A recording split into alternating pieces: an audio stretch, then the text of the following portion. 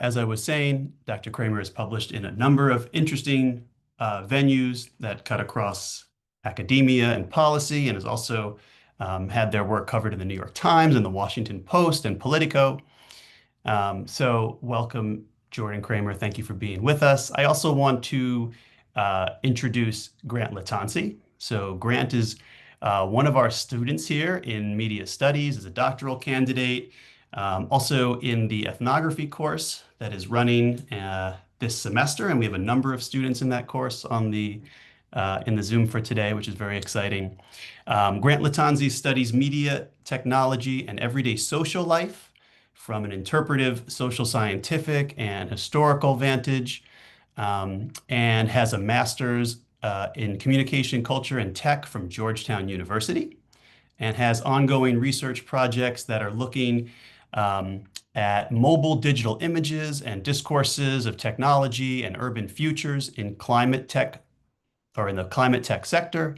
And I remember when I was going to meet Grant for the first time at recruitment day that he actually had a podcast on media theory. And I knew at that moment that he was going to love getting a PhD, because here was someone with a media theory podcast before entering a PhD program. So he has a podcast you might want to check out. We could pop the link in the chat for you. It's called Media Culture and Why We Feel Like Crying So Much. Okay, so welcome, Grant. Welcome, Jordan. Dr. Kraemer, would you like to go ahead and give your presentation? Yes. Thank you so much for that introduction, Jeff. And I want to thank both Melissa and Jeff so much for inviting me. I'm just really, really thrilled to be here today to get to talk about this work, and then to get to talk with all of you about mobility, urban space, and digital ethnography. All right, I'm going to close the chat, but if anyone has questions or wants to jump in, go ahead. I'm happy to kind of respond as I go. So just a little bit more about me. I'm Jordan Kraemer. I think that Jeff probably covered all of it, but I'm a cultural anthropologist by training, but I've spent the last 4 years in sort of nonprofit policy world, researching how people use technology and social media to try to improve platform policy and regulation. So extra ironic to me to be Zoom bombed, which actually has not happened to me in despite my past 4 years of working on this stuff. But thank you guys for handling it so well. Okay, so and also, as a queer person myself, I do have to just call out, there was also a little bit of homophobia as well as the anti-Semitism.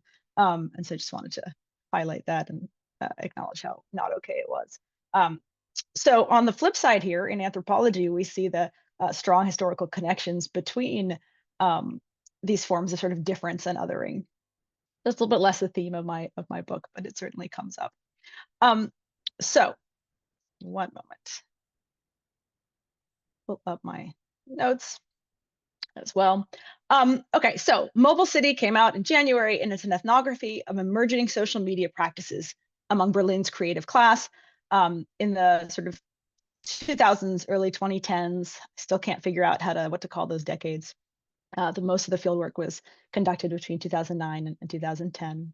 And so what I want to talk about with you all today is sort of some of the key themes in the book, and how they relate to digital ethnography. And then I would love to talk some more about what the findings can tell us about researching platforms and urban space today. Okay, so these key themes that I'm going to get into more, there's more in the book, but I'm going to focus today on scale making and what I mean by that.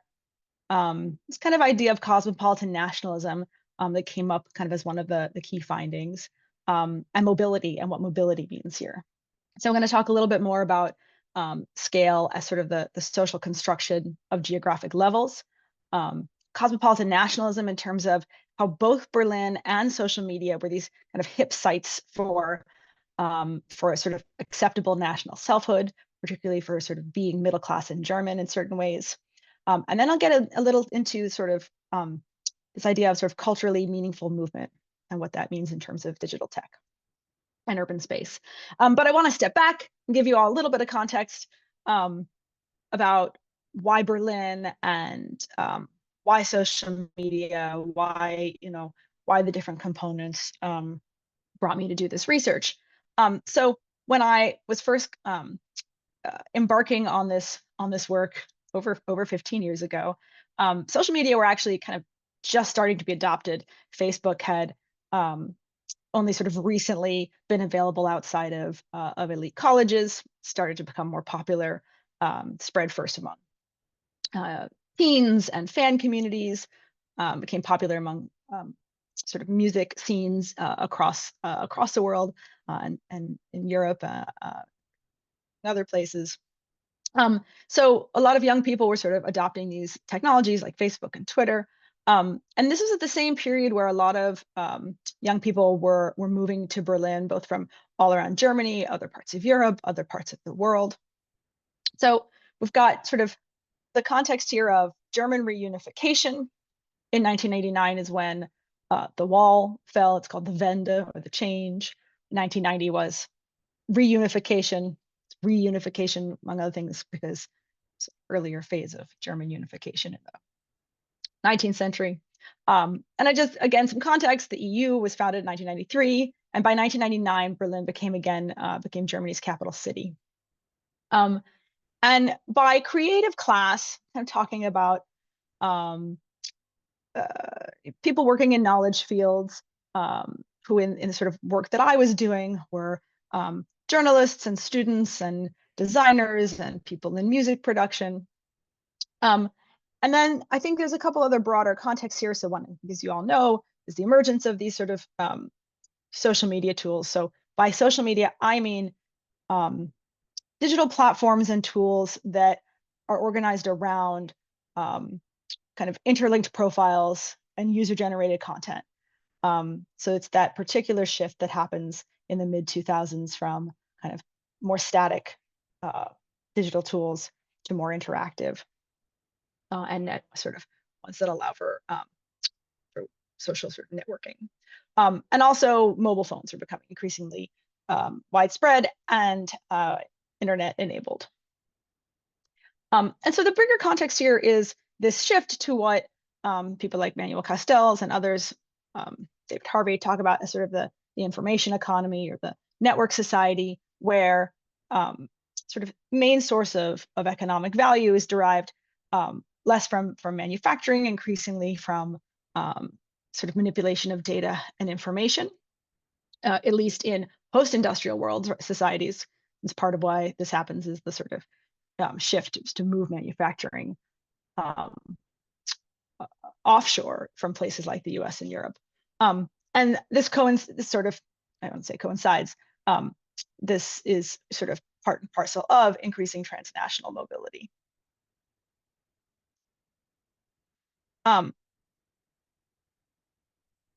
So, okay, so this all starts to kind of come together, excuse me, in early 2000s Berlin. And Berlin was, I think, unsurprisingly, undergoing pretty significant transformations in the early 2000s. A lot of people after the wall came down, many people left East Berlin and moved west for looking for work. So there was a lot of kind of open and neglected spaces.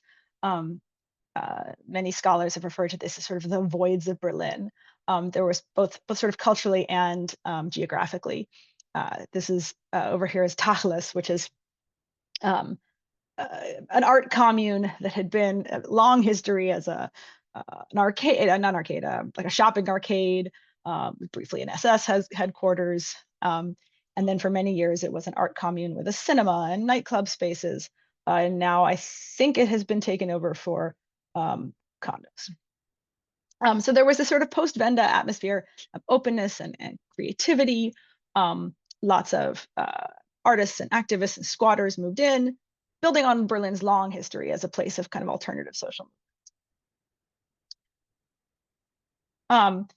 This sort of atmosphere of openness was really closely tied to this idea of Berlin as a very cosmopolitan space. The word in German is weltoffen, which literally sort of means world open. And the notes there are the same. Okay. this is the front of Tacheles, which had, again, housed all these different kinds of spaces. But at the same time, there were these influxes of capital, particularly from west to east. And so in like a lot of these areas, like the former area near the wall that had been the sort of death strip, was now being rebuilt with these shiny glass towers. So there are a lot of influxes of capital. Berlin was one of Europe's poorest and least expensive capital cities, and it started attracting, as I said, these sort of, mobile young people. But at the same time, it started attracting a lot of capital. And one of the themes in the book is how this sort of, background of sort of gentrification is happening, sort of as the backdrop. Okay, so I'm going to get now into, those are sort of the little bit of background for you, to get into some of the key themes here. So the main rubric of the book is what I call scale making. And this builds on the idea that sort of social space is culturally constructed, going back to people like Henri Lefebvre. And so cultural geographers like Neil Brenner kind of took up this idea to look at not just kind of social constructions of space, but social constructions of geographic scale. And scale here literally refers to geographic levels. So when you say the local or the regional or the national or the global, you're invoking a scale, right? Like scales don't actually exist anywhere, right? When we're moving through space, sort of, on a daily basis, we're only ever, in a one particular locatable place. So scales are always sort of social constructions around territorial ordering. And a lot of geographers who are interested in scale making connect the production of scale to sort of the way capital circulates globally, and argue that sort of capital historically is globalizing. It sort of continually seeks new markets for resource extraction and capital accumulation. Even so, capital is globalizing even as the nation state is sort of capital's dominant territorial form. And so what these geographers want us to think about is, what does it mean when we recognize that these spaces, that sort of these scales are not given? It's nothing natural or inherent about the idea that human social organization sort of is seen as starting out as sort of more local, and then became more, regional. And then we had nation states, and then we had sort of the EU as sort of supranational level. We have the global. So that's kind of the idea behind scale making, is it comes to sort of naturalize the way that social and political life is organized territorially. And here I'm drawing also on Anna Tsing, anthropologist, who called attention particularly to the relationship between, again, capital and scale, arguing that these sort of economic projects don't just conjure at different scales like the local or the global. They actually conjure the local and the global. And so she argues that these are scale making projects that make us sort of imagine locality or regions or nations. And I think that you can see these themes also as well in the work of people like Benedict Anderson, who see the connection between, say, print media and the origin of national identity and nationally sort of imagined community. And just for some visual context here, when we think about something like the scale of the nation, you think about Germany as a nation. Right? Germany has not been a nation basically until pretty recently, at least the current borders. I spared you some much worse maps of what the Habsburg Empire looked like. But by 1918, the German Empire was actually much bigger. Much of what's now Poland was part of it. And I'm showing you these maps not to sort of say this is like real or natural, but to say here are different scale making projects around the nation. It's in 1945, Germany is partitioned into the Soviet sector and then the three allied sectors, British, French, and American. And so when Germany is unified or reunified in 1990, there's sort of a way in which this process is naturalized, seeing these East and West as two halves of a whole that sort of should naturally come back together, even though, of course, historically that's not Not really true. Okay, so that's an example to me of a scale making project, is to kind of bring the nation into being. And then you have a similar process in Berlin, which itself was divided, in fact. So Berlin is that little yellow thing, right? Berlin is not in the middle of Germany. Berlin is in the middle of Brandenburg in East Germany. And when Berlin was partitioned, just the way the rest of Germany was, with the Soviet sector and the three Allied sectors. And then when it was sort of unified and the wall came down in 1989 and 90, there was sort of a lot of very different infrastructures, different transit systems, telecommunication systems, and these divisions persist today, sort of sedimented into geographic space. Okay, so what does this all have to do with technology? Well, I would say kind of everything. So, there's been a long historical association between media and identity and territory. So Benedict Anderson argued that it was the circulation of print media that made possible national identity. And there were certainly scholars of electronic media in the 90s who imagined that the internet and digital media would bring about sort of transnational and global community. You can think of Marshall McLuhan and the sort of global village. And I think what I'm trying to argue in this book is that didn't happen. And in fact, that itself is a story about scale that serves a particular sort of economic and political project, and in fact can be otherwise.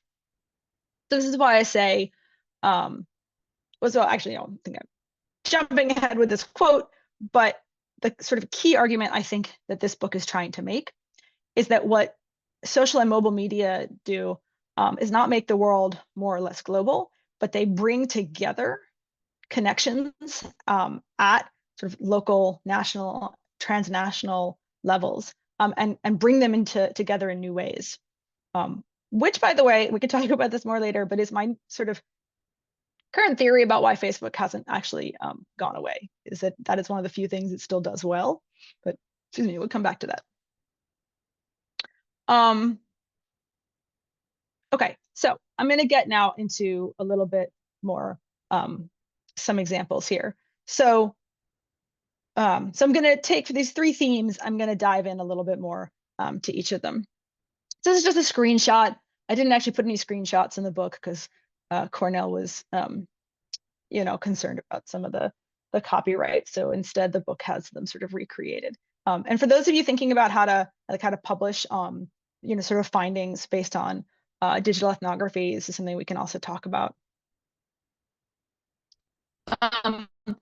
But I just shared this as an example of the sort of what the online ethnography looked like and how that kind of relates to these ideas about scales. So I spent a lot of time, I haven't talked that much about method yet, but I spent my time both in person, or I would say co-present in the book, and in online spaces with the same small groups of friends and kind of their broader communities. One was a group who had actually all grown up together in part of East Germany called Saxony-Anhalt, it's about an hour away by train. And some of their friends still lived in their sort of capital city of that region, and many of them had moved to Berlin. They all lived very near each other in Berlin. Some of them were my roommates. And they also all had joined, most of them had joined Facebook, and they really liked it because it was a space where they would, meet particularly non-Germans in Berlin, and then be able to follow up with them online, and kind of connected them up to this sort of broader sort of transnational sort of cultural circuits. And then another group, and I call them sort of friend circles because it's how they talked about their close groups of friends. So another circle of friends were electronic music fans.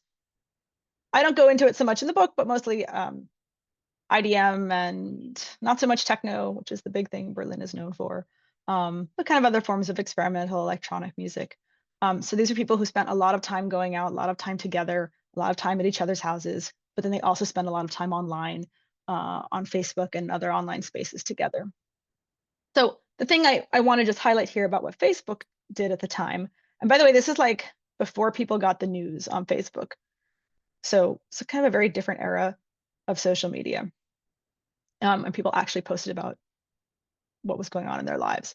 And so I share this because you can see people moving back and forth between people post in English, but people often respond in this one in French, actually, although these are all folks who live in Berlin. Sorry, I've blurred out all the names. And then the next post, someone's posting about their DJ set for Berghain, probably the most famous club in Berlin. And folks who aren't there are able to say, hey, I wish I was there.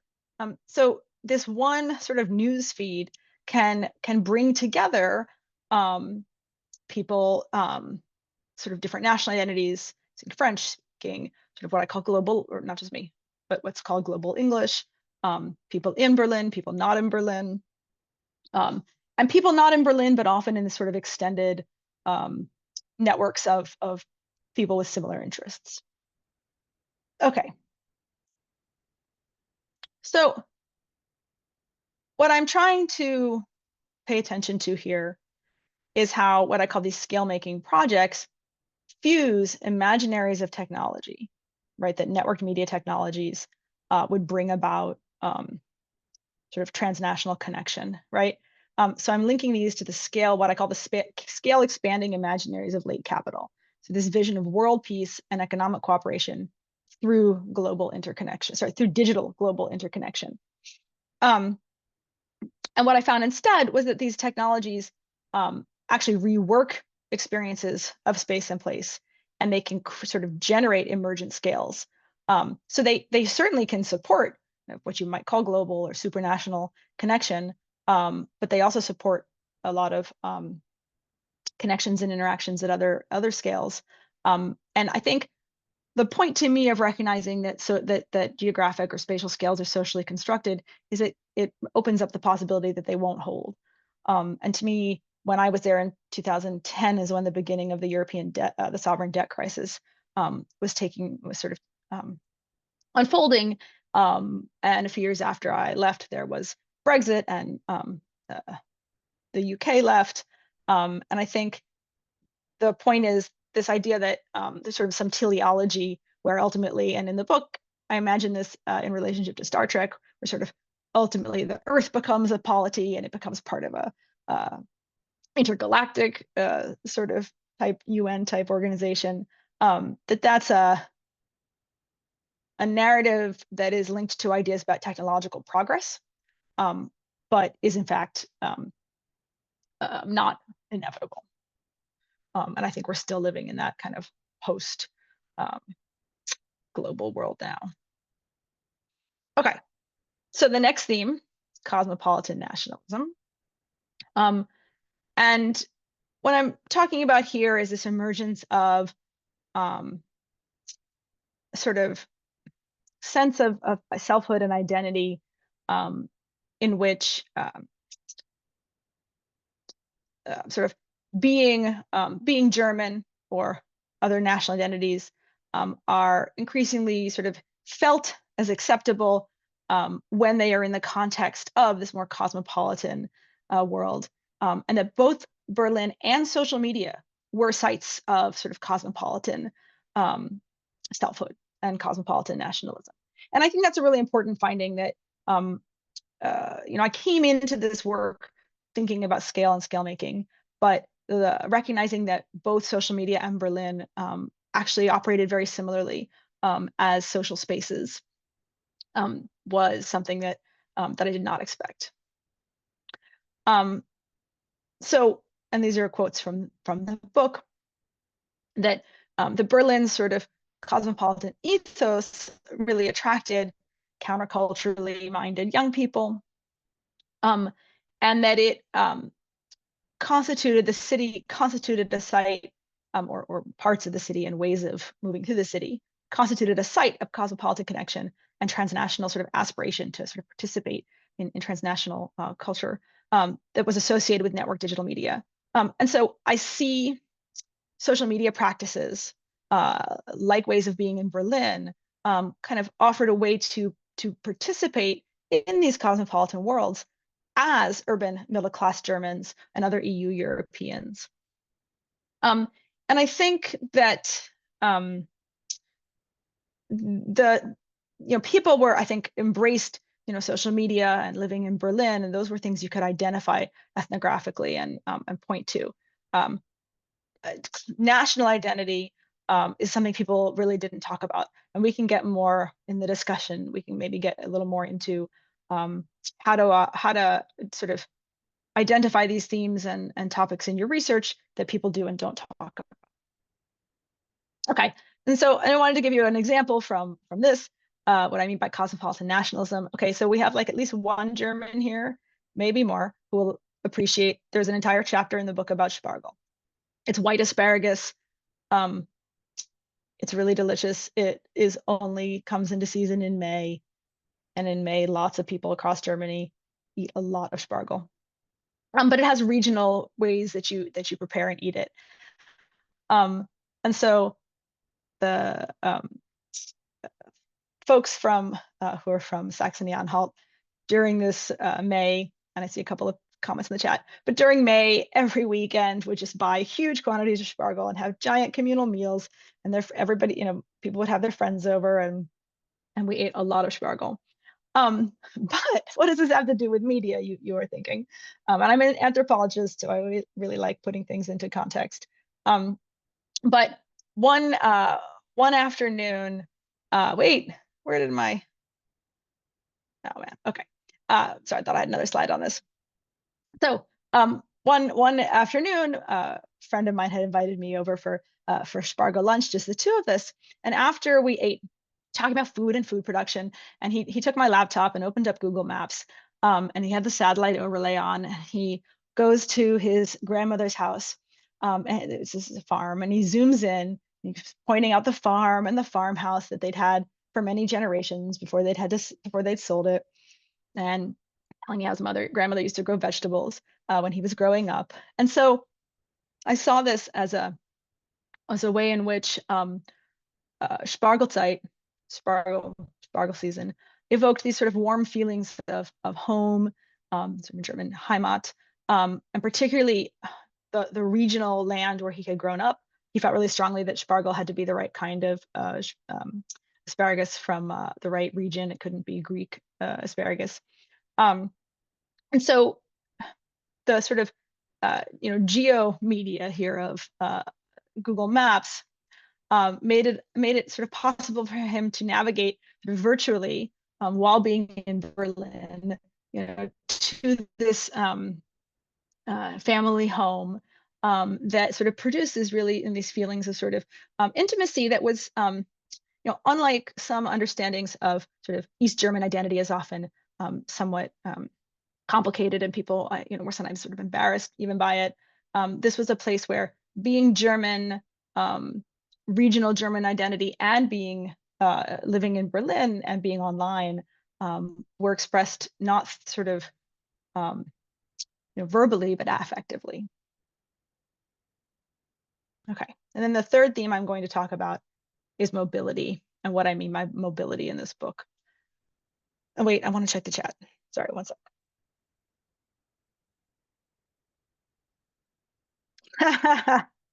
Thank you, Caitlin. She says it's so much better than yeah. So in German, so Spargel is always white Spargel. You can only, what we would call in English asparagus is grüne Spargel. You literally just put a plastic cover down on it and it doesn't get sunlight. It doesn't turn green. Okay. See, I told you. Thing. And let's talk about mobility. So there's one particular chapter gets into mobility, but it is kind of a broader analytic for the book. So in the more narrow sense, I talk about it in terms of culturally meaningful movement. And I particularly focus on how mobile media, and it's a little hard in this time, I think, to separate social media and mobile devices, because a lot of the ways that people are using social and digital platforms is through mobile phones, although smartphones were not very widely adopted in 2010. But I look at how mobile devices sort of encode normative understandings of personhood.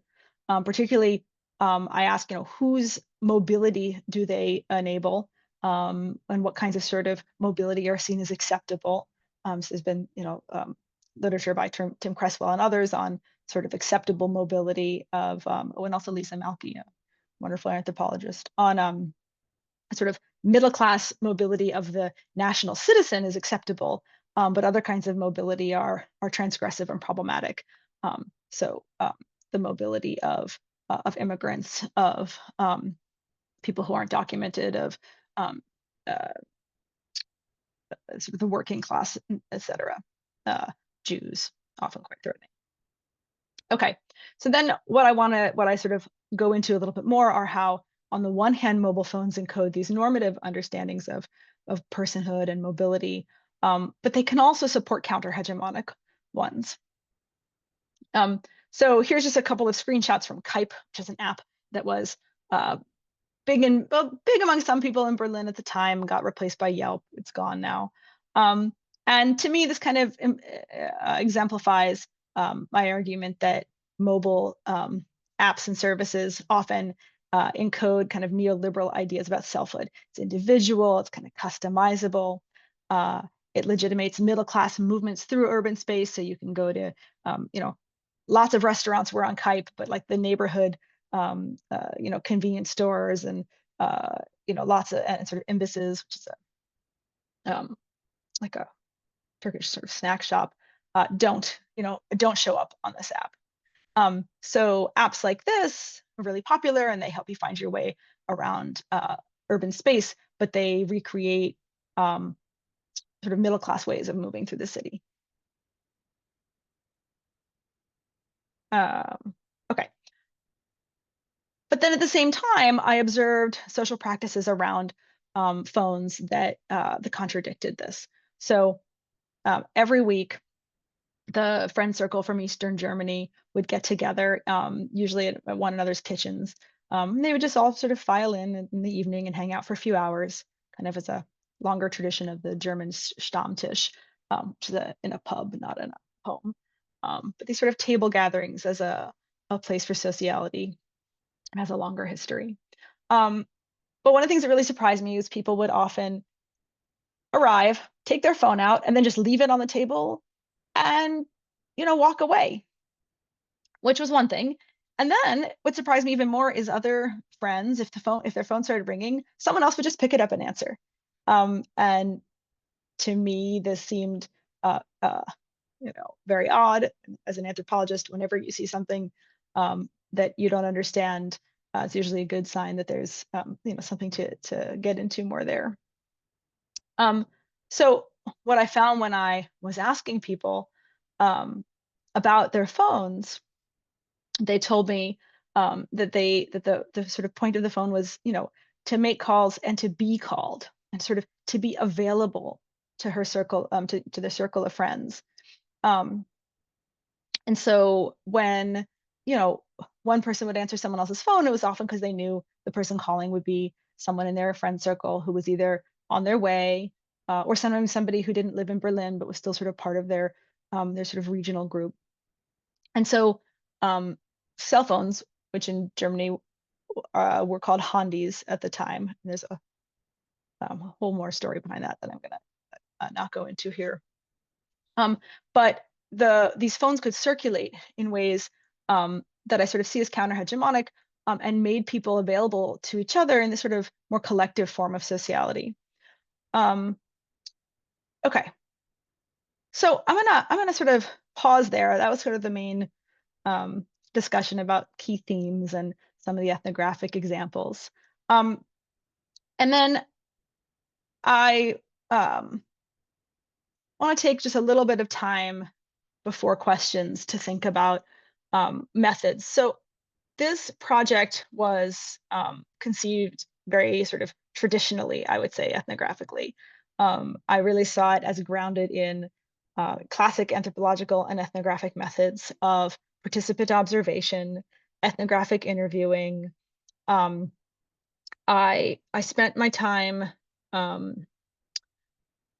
trying to get to know people in Berlin who seemed to be, maintaining friendships online and offline with kind of the same groups of people. And my goal was to be able to spend time co-presently and spend time online with the same groups so that I could kind of trace out how their online practices were sort of connected to and contextualized by what they were doing kind of day to day. So some of the people that I who were in the study were people that sort of I lived with and their sort of larger friend circle, and then others were people who I sort of accompanied as much as possible, people's houses, on weekends, sometimes at work and school. I volunteered at a music shop so I could hang out there. So in that sense, it was a very traditional ethnography. I spent 10 months in Berlin, brought a notebook with me, conducted interviews. And then I spent a lot of time online trying to figure out how to, do participant observation in these online spaces. I didn't do any larger scale kind of data scraping or collection, which is something that I might do now. And so I think one of the things I wanted to highlight, I think for this group, is that I think you can't really separate, in my view, theory from method. Because to me, the way that you conduct your research kind of reflects your assumptions about what you're studying and about social life, and vice versa. So, for example, what I was trying to theorize was the movement back and forth between what we might call online and offline. And so the methodological choices that I made, the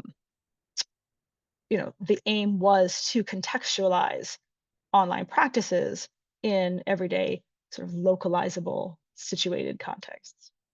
Okay.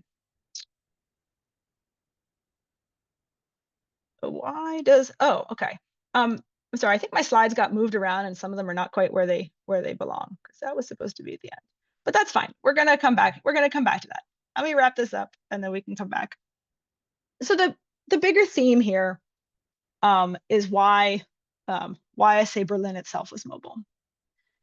And so I think the concept is that mobility here isn't just about movement through space, not just movement through the city or travel, but also about moving between spaces online, and kind of moving across and between spaces and networks at different scales, and sort of producing those scales in the process. So to me, Berlin was mobile because it was able to sort of inhabit and forge, even if temporarily, sort of multiplicity of ways of understanding and experiencing space.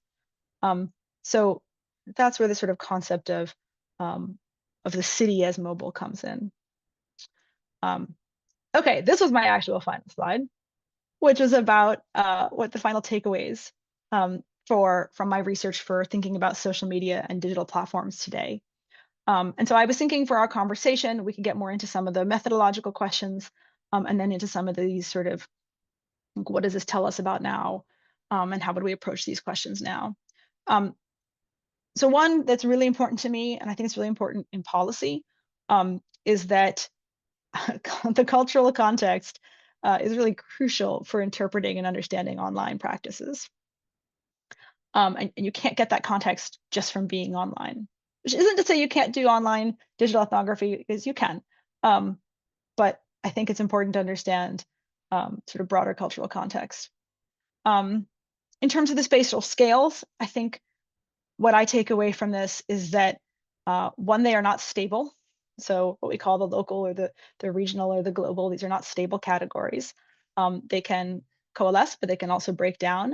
And I think recognizing that that's a political project in which certain kinds of connection are kind of legitimate the social order is really important, and to see how it sort of legitimates the circulation and accumulation of capital. And then lastly, one of the things that I think we're seeing now is actually this era of social media as sort of social networking is ending, if it hasn't ended already, and has really shifted to one of sort of algorithmic recommendation You look at TikTok, and it's much more about this sort of algorithmic feed than it is about building up these social connections. And so I think that when we're thinking about questions of policy and research for these emerging technologies, keeping in mind the importance of social and cultural context and sort of broader economic processes, I think is really important. Okay. Thank you. Well, thank you so much, Jordan. Thanks for bringing us through the context and this particular period in politics, in geopolitics, in media that you were on hand and on site for and lived and thought through and kind of wrote through in your book. Thank you also for reflecting on the themes of your findings. I appreciate especially what you had to say about mobility and the conceptualization that you shared from page 23. I think that could be really useful for those of us interested in mobile communication and mobility. I know I'm taking note of it right now. I want to go over to Grant actually with the first kind of question, because I think Grant has a question that gets into scale making and how it relates to method and theory in your book. Yes, great. Thank you so much, Dr. Kraemer, for your remarks and for getting us on track after our unfortunate Zoom bombing incident.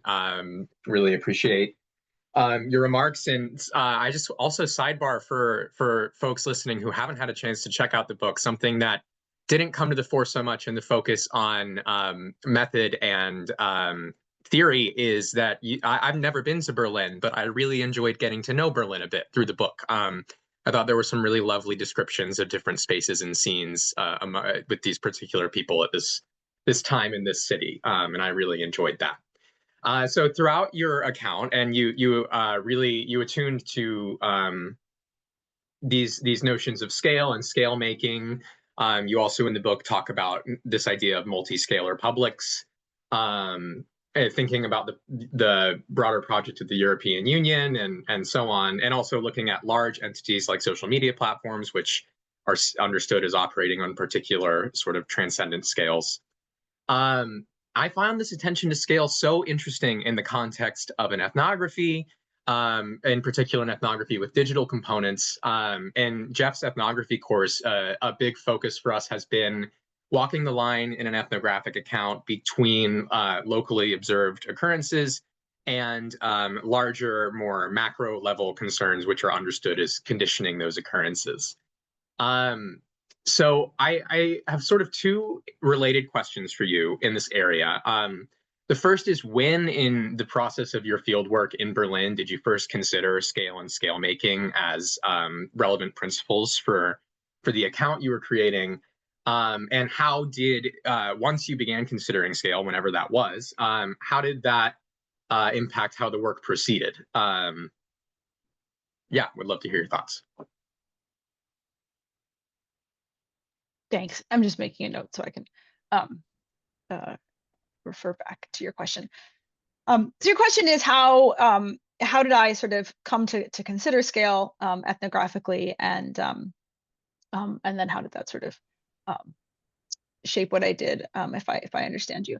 And so I think that, in fact, although I had done some pre-dissertation research in Berlin earlier, but the concept of scale, even though I've totally argued that theory should come out of ethnography and out of research, that is a concept I sort of had brought with me. Although I think some of it was very much informed by, so I'd been reading this literature on scale and scale making, and literature on sort of media and place, so a relationship between media and nationalism and globalization, because there's sort of established literatures, cultural geography and anthropology, and media and communication studies.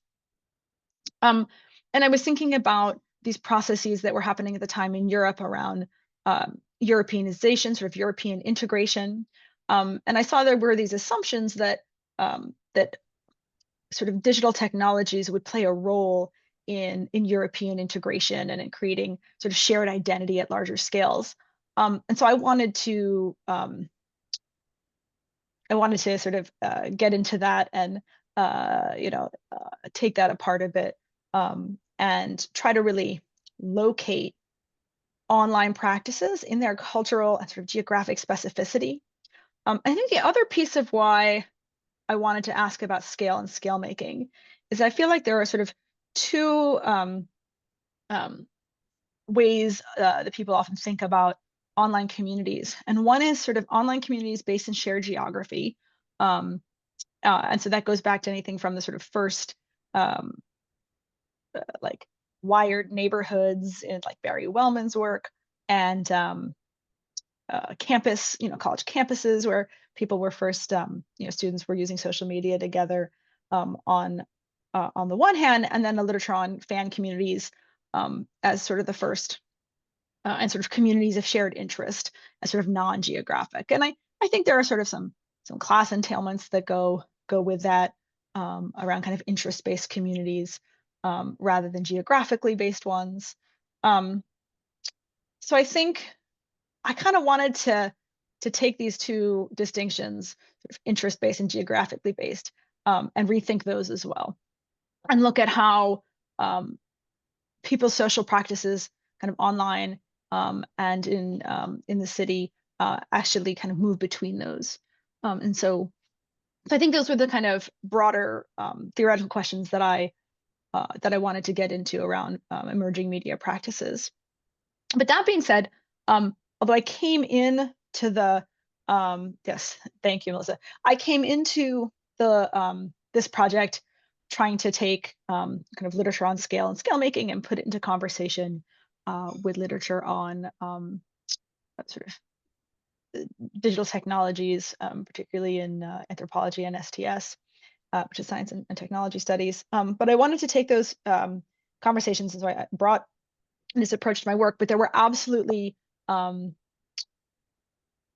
findings around scale and scale making in the book that that surprised me and came out of the ethnographic, the field work. So in particular, I came in thinking I would be looking at. So I picked young people in sort of music scenes, and if you read the book, you'll notice that although this is a book about people who spend a lot of time in music scenes, I don't write that much about the music. And some of my people have asked, like, why don't you talk more about it? But because I was less interested in that aspect and much more interested in the way that shared interest provided the basis for these online connections. So for example, sort of music fan group in this book, a small circle of friends, but they were connected online to folks all over Europe and beyond as well. And of course, social media is not the only way that people have been internationally connected before, right? Like before there was Facebook, there were zines and there was mixtapes. There were, people circulated media and had fan communities before social media. But these technologies do kind of speed up the speed of, the pace of communication.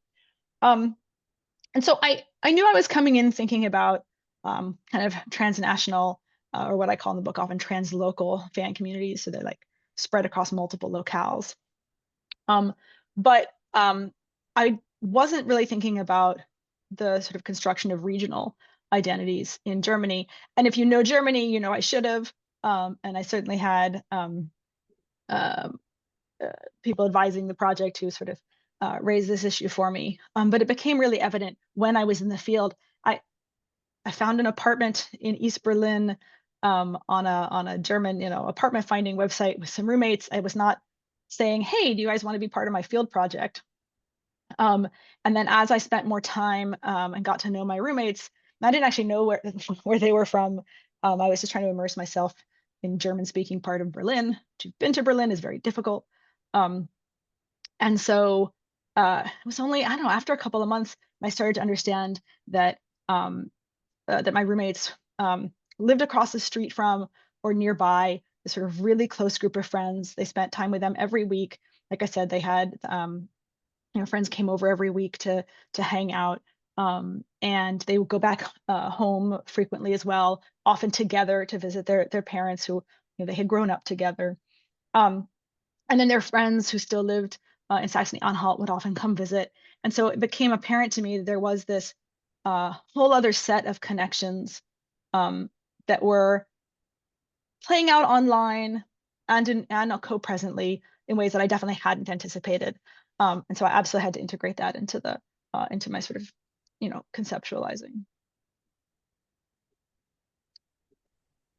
Thank you very much for your thoughts. It's fascinating. And I was actually, that was my next question I did want to ask was about how digital technologies and your focus on these technologies, mobile phones, social media platforms in your account, how these sort of played into, and perhaps even your method of observation online and observing these friend groups offline as well. I wonder if you have any other remarks on this sort of this implication of digital technologies which we surround ourselves with in scale, particularly as we think about conducting ethnographic work, which does go online and increasingly must go online.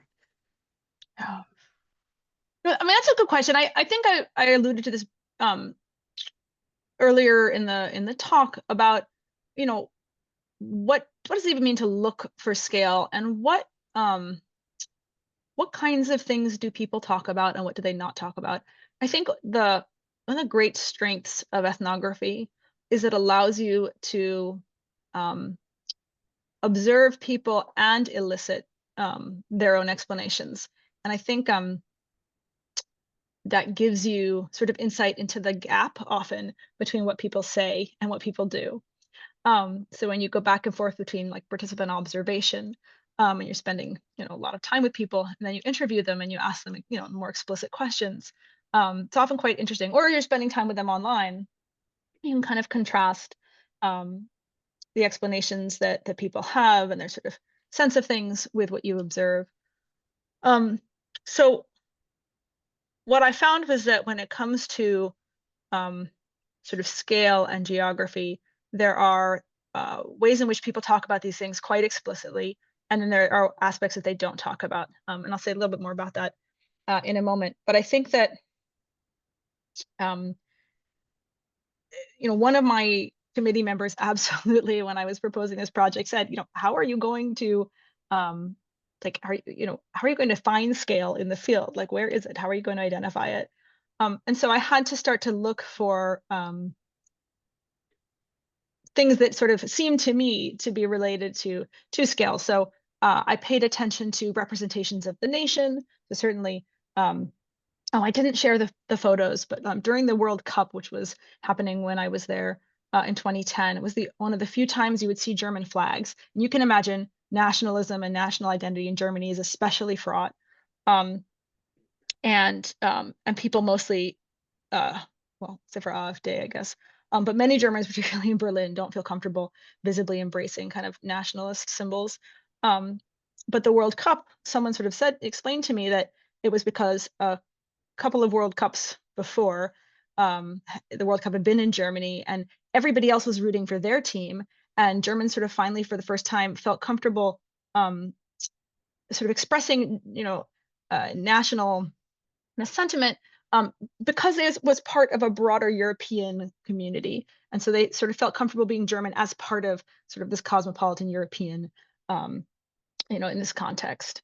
And so I looked for sort of representations of the nation. And I also looked for things like linguistic practice. There's a chapter on kind of moving back and forth between standardized national languages. And I think in the US, we think about this a lot less than we should, but in many parts of the world, national languages were standardized, in the last couple of 100 years, and there's still lots of different regional forms of speech. And so, as well as, of course, online specific forms of speech. So I have a chapter in which I look at production of what people call global English, or sometimes Euro English in the European context. So English as a shared idiom, but for people who didn't necessarily learn it as their first language, sort of Hochdeutsch, which is standardized German, but then also regional forms of speech. And it's interesting that the regional German forms of speech don't necessarily line up with the like the Cold War borders, because there are these earlier histories of kind of regional organization in Germany. So I traced out those different kinds of linguistic practices, which often gave insight into scale as I understood it. And then I asked people directly how they understood themselves. And I also looked at like where people's friends were, right? Like who were they friends with online? Who did they communicate with on social media? Um, and one of the things that was so interesting is if you ask people how they think of themselves, people will say, "Oh, I don't, like being German's not important to me. I don't think of, or like the internet isn't really anywhere, right? Like, and they really spoke in these sort of non-national or post-national terms. And I see this connection to how the internet is often framed as kind of placeless, even though, of course, you're always somewhere when you're online. And so I guess that allowed me, that the sort of ethnographic methods allowed me to contrast the way people would talk about their identity as post-national or non-national or non-geographic, and then their actual practices. And so in the chapter on Spargel, which is on sort of national feelings and national sentiment, I also talk about national news reading practices, because even though social media was seen as sort of cosmopolitan and people didn't want to use, there was a German social media site, and it was not cool, it was not hip. But when it came to the news, people absolutely read the main national German newspapers. They read Der Spiegel, and they read, oh my goodness, now I'm forgetting what some of the other sort of, okay, hopefully maybe Caitlin can pop in with just like one other major national news venue in Germany. Anyway, and this was not just true of Germans, this was true of people from France and Denmark and other EU Europeans in Berlin, is they still read their own national newspapers. And so that's not something people talk about. And since news reading was very separate from social media at the time, it wasn't necessarily that visible in my online ethnography, but it came out through interviews because I asked people about their practices. Yeah, thank you for that look behind the curtain of how these pieces all came together. It's very fascinating. I'll kick it over to Jeff.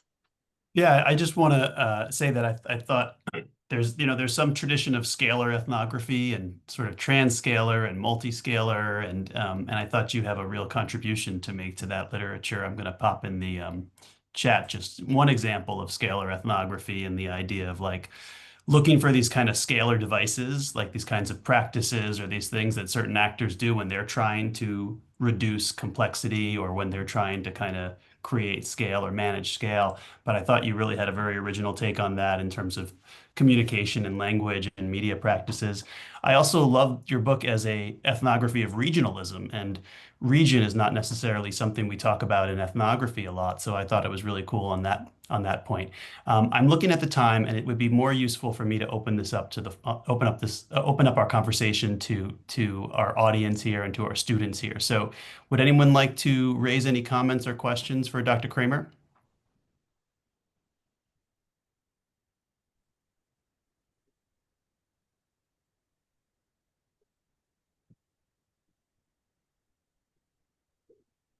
Don't be I see shy. a question. Yeah, no, here I see a question from Shagun. Do you wanna say a little more? Sure. So I was wondering, I can get started with this.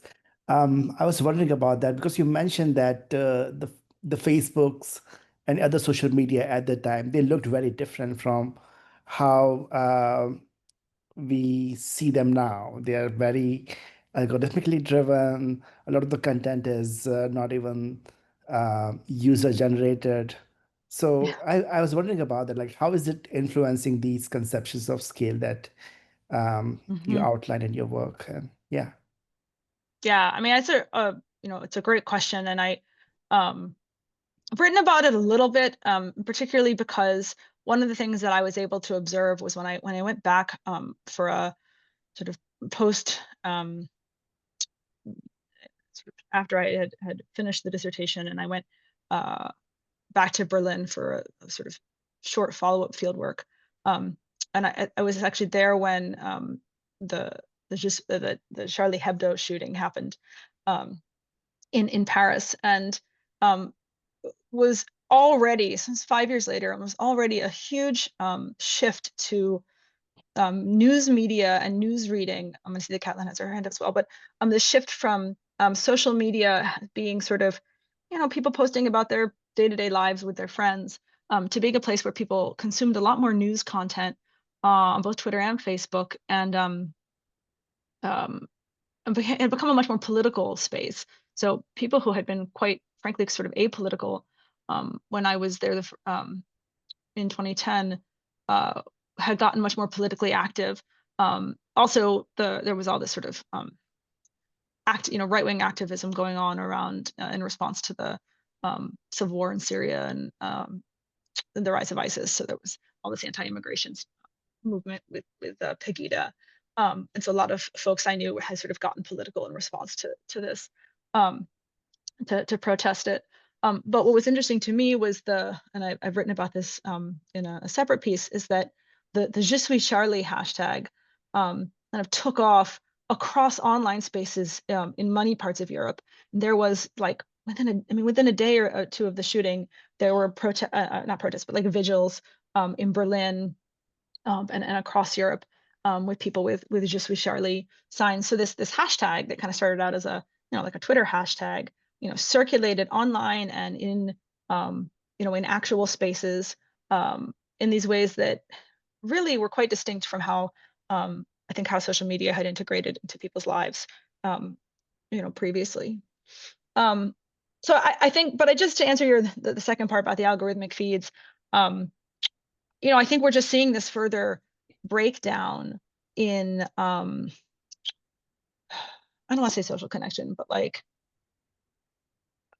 to the degree that social media had a time when they might have supported sort of online communities and social connection, I think it's increasingly they've been weaponized for other purposes, would be my short answer to that. But I want to let Caitlin go ahead.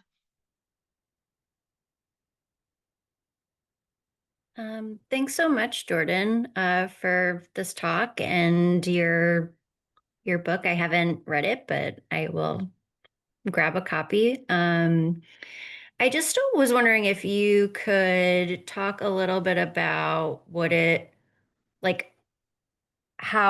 brought you over to Berlin and how you situated yourself there. Did you? I do apologize if you talked a bit about this earlier. I was kind of like running around doing a few things. Did you work with an organization? Did you just decide I'm going to get a flat with some roommates? I think Berlin is definitely a better place to do that because exactly as you said, everyone speaks English and everyone's from everywhere. But I wonder if you can kind of talk a little bit about how you situated yourself physically in the field. Yeah. No, it's a really important, I think, aspect of of ethnography that's not always evident and sometimes gets erased from when we write these things up. So I think, trying to think back, this was a while ago.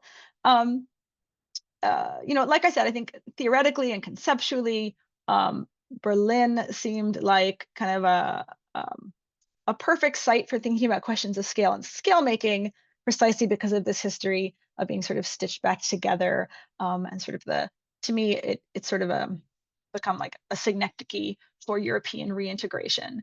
So I thought it was a particularly good site for questions about scale and scale making. But why was it a good site for digital media? I think in some ways, in fact, I wasn't so much foregrounding the tech when I was thinking about where to do this research. I was foregrounding the communities that were there and that I expected were likely to be using social media because there was a lot of sort of youth culture and nightlife and I'd had some connections to folks. I had been to Berlin in 2003. And the other thing I think is I went into anthropology. I actually had been thinking about doing work in the US because I was interested in emerging media and tech. And I realized at some point I should probably look beyond the US context. And so, like I said, I had been to Berlin and it seemed like it would be an interesting place to do this.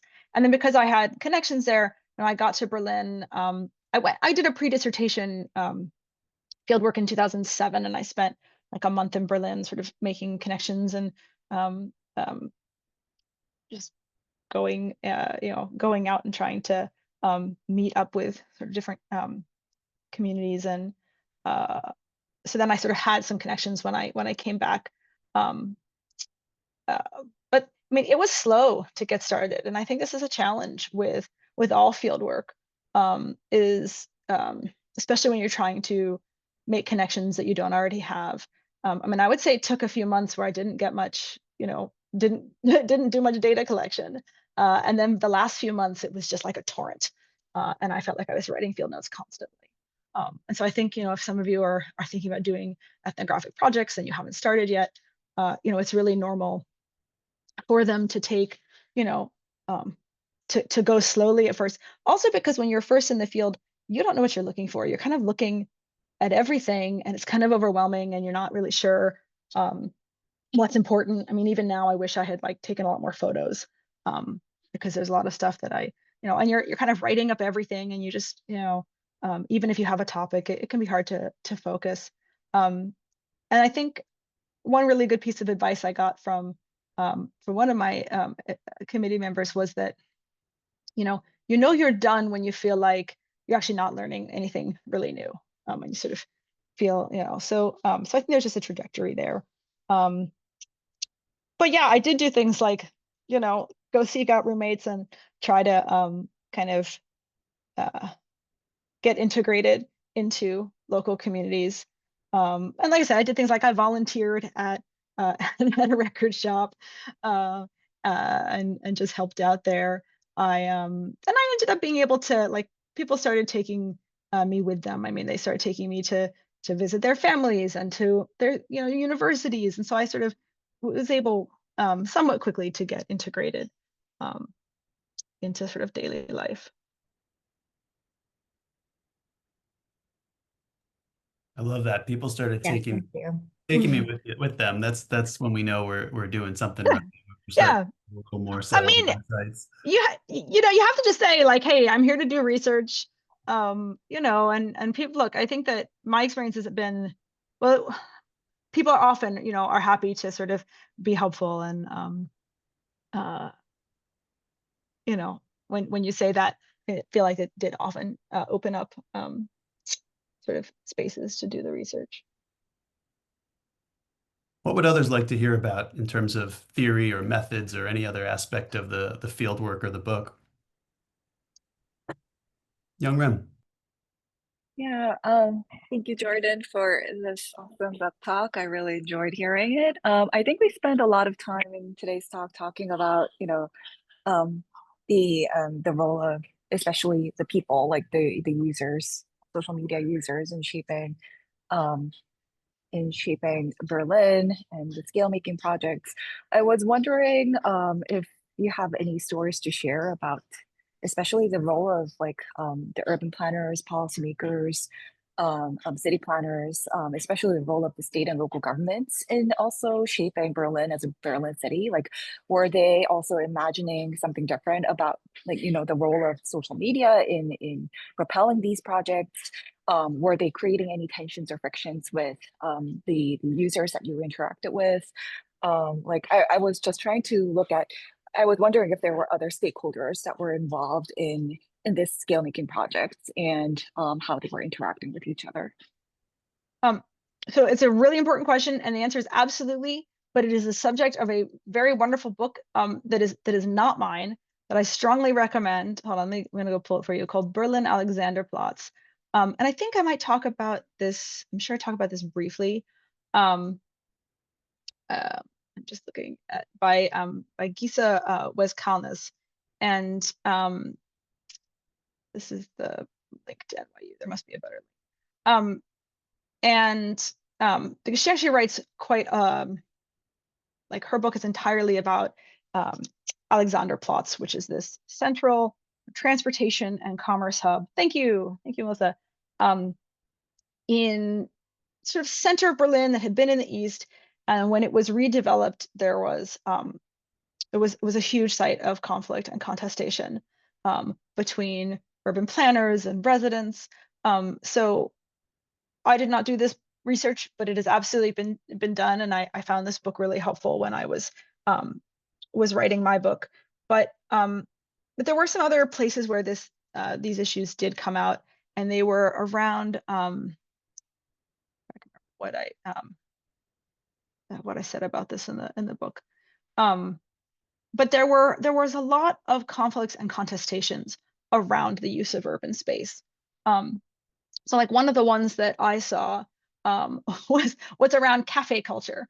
And I may have written about this in a separate piece, I think in a chapter on sort of digital ethnography for the Routledge Companion to Digital Ethnography or Media Anthropology. Okay, I can't remember, one of those. And one of the things that I found was that there was sort of a clash between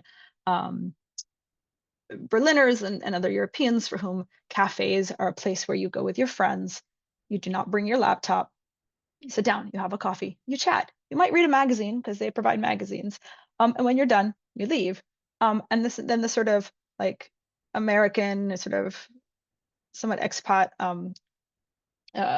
cafe culture that was particularly associated not just with Americans, but also with, oh God, there's a word for them and now I'm forgetting it. But it basically means self-employed people.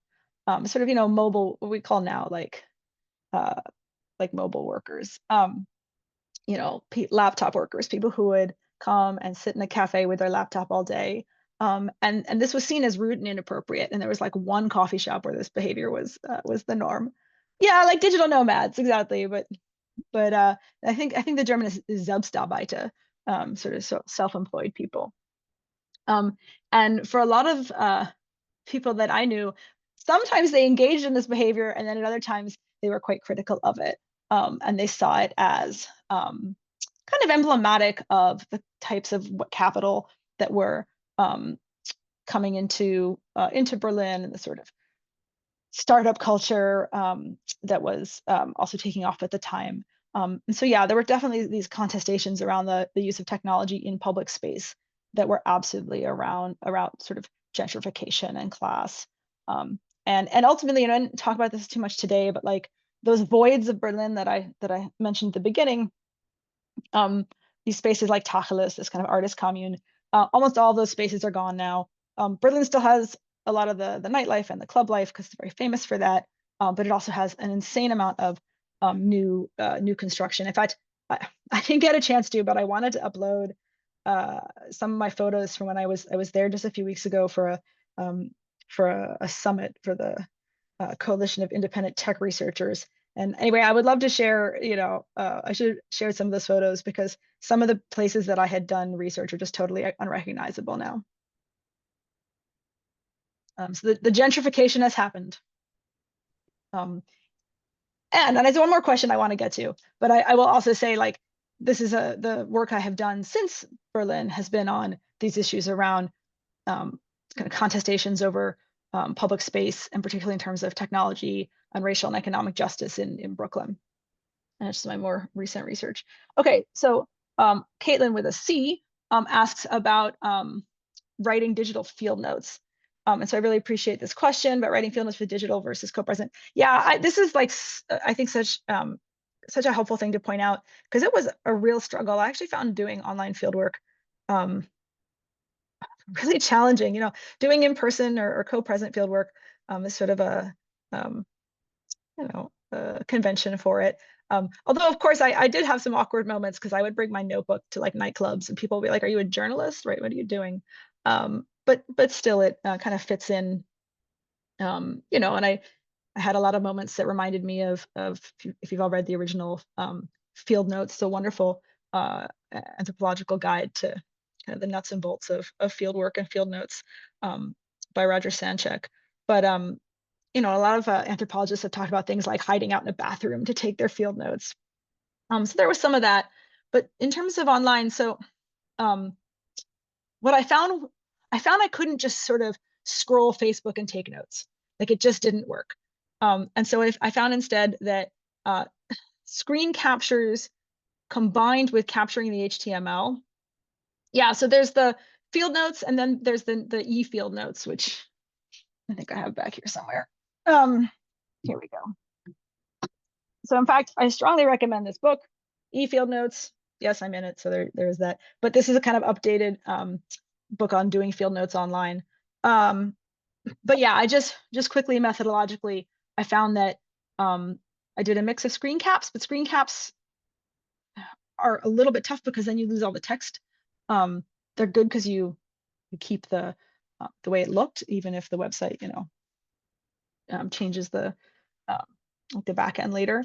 But I did a mix of that and then actually saving HTML files whole so I could also reconstitute them and have a text base. Or I know the one other thing that works really well is saving websites as PDFs. That's another way I do it. But so what I would do instead would be screenshots and other ways of saving online communication, and not just social media feeds, but also actually a lot of the book is the text chats, and those are a little easier to save. But text chats on various platforms, like Skype was big at the time. Those were also really helpful. Yeah, so like I said, instead I found it much easier to actually try to document all of those online spaces and then sort of treat them as like a material record that I could analyze. And I would say I still do that now when I do digital ethnographic work. Yeah, that's usually helpful. Thank you. And thank you also for the sources, Melissa. I feel like we're only kind of warming up, and yet I'm looking at the clock here and we're actually at the end of our time.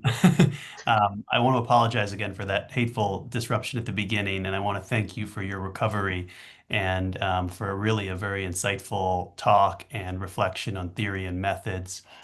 And I also want to thank those who were here and raising questions, and I encourage you all to pick up Mobile City and enjoy it and use it in your own fieldwork journeys. And thank you, Jordan. Thank you for being here with us. We have another event on December 5th that we will reach out about shortly, and I want to wish you all a really nice weekend. Hi, Thank everyone. you so Thank you much. so much for joining. Thanks, Jordan. Thank you, Thank you so Jordan. much, everyone. Thank you for the excellent questions. Sure.